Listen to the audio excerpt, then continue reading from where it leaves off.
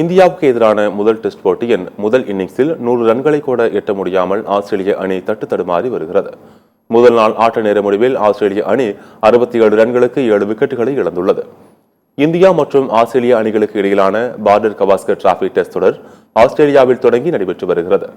இந்த தொடரின் முதல் டெஸ்ட் ஆஸ்திரேலியாவின் பெர்த் நகரில் உள்ள ஆப்டஸ் ஸ்டேடியத்தில் இன்று காலை தொடங்கியது. இதில் டாஸ் வென்ற இந்திய அணியின் கேப்டன் ஜஸ்பிரித் பும்ரா பேட்டிங் செய்வதாக அறிவித்தார். அதன்படி முதலில் களமிறங்கிய இந்திய அணி வீரர்கள் சொற்ப ரன்களில் அடுத்தடுத்து ஆட்டமிழந்து வெளியேறினர். தொடக்க ஆட்டக்காரர்கள் யசஸ்வி ஜெய்ஸ்வால் மற்றும் தேவ்தத் படிக்கல் ஆகியோர் டக் அவுட் ஆகி பெரும் ஏமாற்றம் அளித்தனர். அதிகபட்சமாக நிதிஷ்குமார் 41 ரன்களும் ரிஷப் பந்த் 37 ரன்களும் எடுத்ததால் இந்திய அணி 150 ரன்களை சேர்த்து அனைத்து விக்கெட்டுகளையும் இழந்தது. ஆஸ்திரேலிய அணி தரப்பில் சிறப்பாக பந்து வீசிய ஹேசல்வுட் 4 விக்கெட்டுகள் சாய்த்தார். மிச்சல் ஸ்டார்க், மிச்சல் மாஸ் மற்றும் மேட் கமிங்ஸ் ஆகியோர் தலா 2 விக்கெட்டுகளை கைப்பற்றினர். இதைத் தொடர்ந்து விளையாடிய ஆஸ்திரேலிய அணி வீரர்கள் இந்திய அணியின் அபார பந்து வீச்சை தாக்குப்பிடிக்க முடியாமல் விக்கெட்டுகளை இழந்து வெளியேறினர். சிறப்பாக பந்து வீசிய இந்திய வீரர் பும்ரா 4 விக்கெட், முகமது சிராஜ் 2 விக்கெட், ஹர்ஷ்தீப் ராணா மற்றும் 1 விக்கெட்டுகளையும் கைப்பற்றினார்.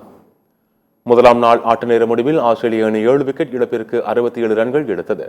அலெக்ஸ் கேரி 19 ரன்களுடனும் மிச்சல் ஸ்டார்க் 6 ரன்களுடனும் களத்தில் உள்ளனர்.